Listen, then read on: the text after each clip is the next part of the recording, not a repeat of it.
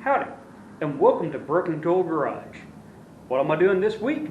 I'm putting rear coil springs in my 91 Mustang. What I have in there right now is a set of the V6 springs out of like a SN95 New Edge car. Actually, they're out of a 98 SN95 car. And I'm going to put the Fox V8 springs in there just to kind of play around with the ride height and get the stance that I'm looking for.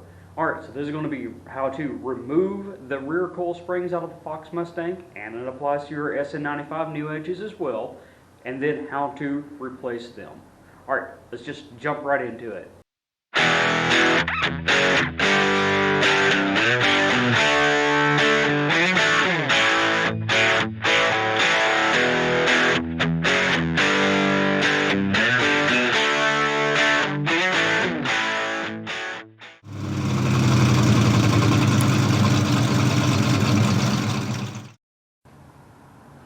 Okay, I am in the middle of changing the springs.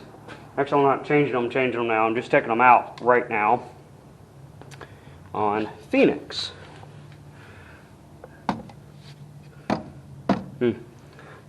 Magnet, don't want a magnet. So I got the sway bar out. So that is, get my magnet to magnet. These two bolts here, they were 15 millimeter for me. I took this one out, loosened that one, did the same thing to the other side, and then when I pulled that out, or that I'll allow it to be a non-magnetic light, apparently. So that'll allow the sway bar to swing down, pull the top bolt out, get it out of the way. I come over here and I had the rear end jacked up a little bit to get the pressure off the shock, and I took the shock off, and now I'm working on getting the lower control arm bolt out. Lower control arm bolt has a nut right there. It was 18 millimeter for mine. I think these are factory. You can see about where I'm at. Let's progress because the bolt's right here. I got a little bit of pressure on the jack. Now the springs they're not under a lot of tension at this point, especially with the shock out of the way. It's dropped down so far.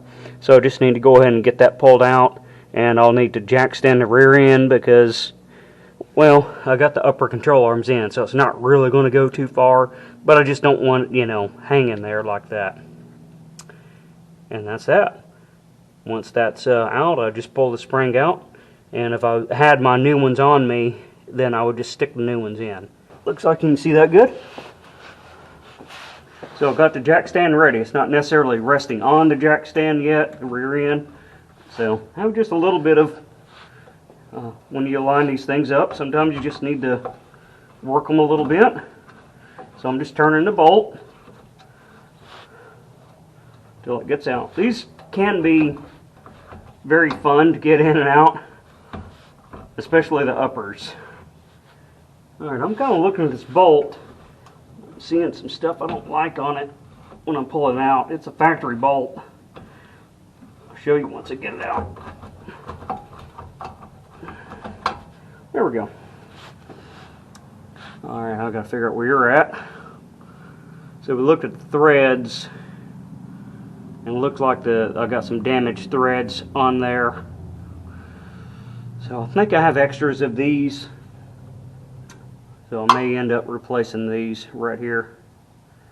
Yeah, it's just damaged threads all the way around. Okay, so I'm going to go ahead and let the jack down. And the jack is kind of holding the rear end up and the control arm up at the same time until I get on my jack stand. And then they'll kind of separate a little bit. Like that, and then we're coming down with the spring. Like I said, there's not a whole lot of tension on the spring at this time. So I'm come on down. Yeah, it just kind of fell under its own weight. But I mean, putting them back in is pretty much the same thing. You stand on, well, I wouldn't do it from this direction, but I'll be on the other side. Put the spring in, slap it up in there, and put the bolt in, and you're done. Okay, rear springs. These are the rear springs from a Mustang right here. So this is the actual Fox body V8 spring. If you look at that one, the shorter That is a 98 Mustang V6 spring, hardtop. So I know if you're going for a little bit of lowering, you can cut the, half a coil or a coil off one of these. But if you go and cut your coil on your factory V8 springs from your Fox body, you can't ever uncut it. So this is another option that you have. You just get a 98 V6 car spring, right? So that's, like you can see, about a coil lower right there, and you're not cutting your stuff up. So, okay, I'm getting ready to put the springs back on. I'm going with, like I said before, I'm going with just the Fox body V8 springs.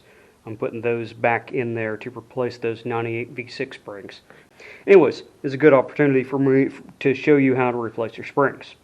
Alright, one thing to look at your bolts. If they look like this here, you need to replace them. You can get the factory style bolts like this from several different places. I think I found Jegs was the cheapest, but you're going to want to buy a couple few things because they're going to hit you for, like $10-12 shipping to get it. But they are the cheapest ones that I found for that. Since I was just getting bolts, what I did, I just went to the store and got the 110 millimeter. Now there's an 8.8 instead of a 10.9, but that's still a good hardened bolt. It's not like I'm going with a grade 0 bolt there. Let's see here, I got my lock nuts to go on there, and I did washers, and I got that for significantly cheaper, and it's still a good strong bolt right there too. Now if I had some sort of 500 rear horsepower phone call, apparently. So anyways, got a phone call, sorry about that. What I was saying was this is still a good strong bolt. Now, if you got something that's putting out like 550 rear wheel horsepower, then yeah, you probably want the strongest bolt you can get in there, and you're going to want to replace your control arms. But this is just all stock stuff, so that'll be plenty fine. Okay, here's just some of the stuff that I got. So I actually got this from LMR. I shop around, so I don't just always go to one place. But got the Bruthane replacement little bushings right here, isolators. I'm going to be putting those on. Okay, well, no further ado, let's get you set up over there and show you how to throw this stuff in. Okay, so what we got is the lower control arm. It's down. I have the rear end sitting here, ready to go. An extra jack here. I may have to get my other jack over there underneath the rear end to kind of lift it up. We'll see right there.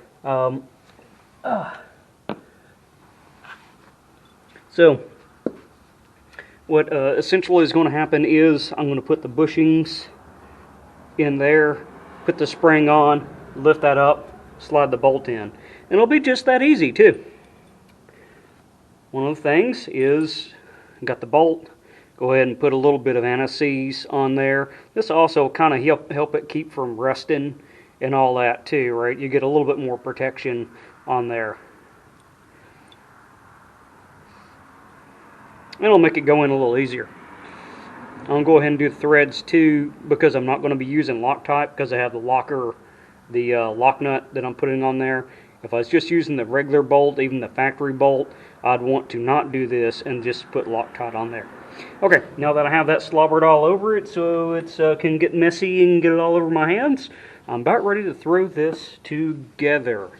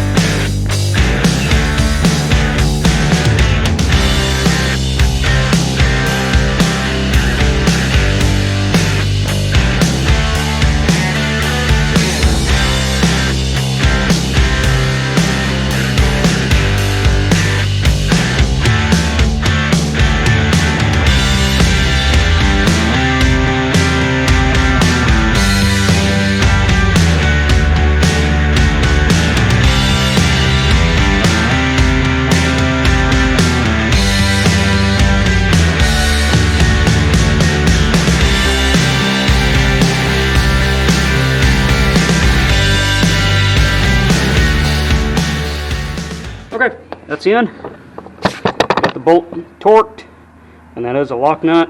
So that's not a place that you need to gorilla torque it. You don't need 400 foot-pounds of torque on that. You just need it good and tight, and then use a lock nut.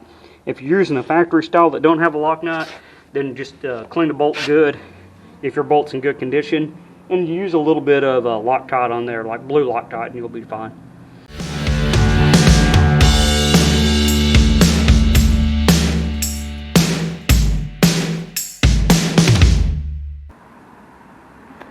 Alright, Phoenix is moved, Jim is outside. Now, I changed my springs, and what I have in the front is the 4-cylinder springs in the front and the V8 springs in the back right now. This is the stance. Try to get you a view there. We are pretty much,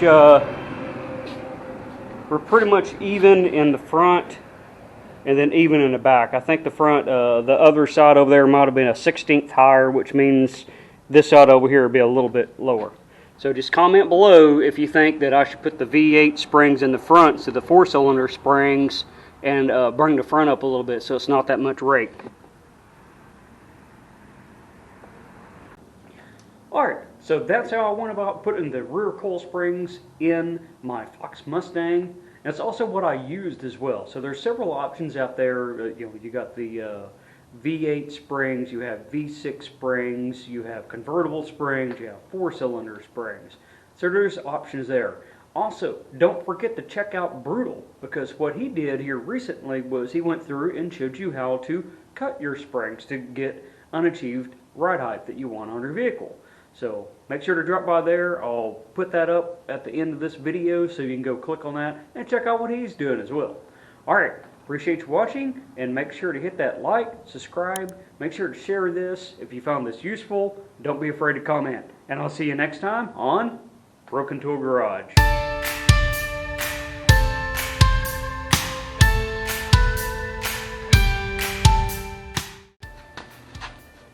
Alright, last week, Chapter 9 in Tender Warrior. I struggled, but I did do my 7 days of journaling on there, which is what the question was, right?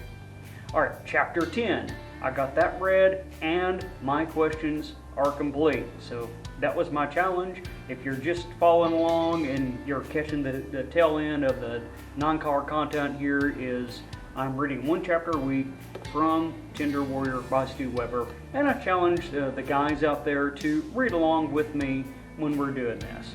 Alright, well, that'll tidy it up, and I appreciate you watching.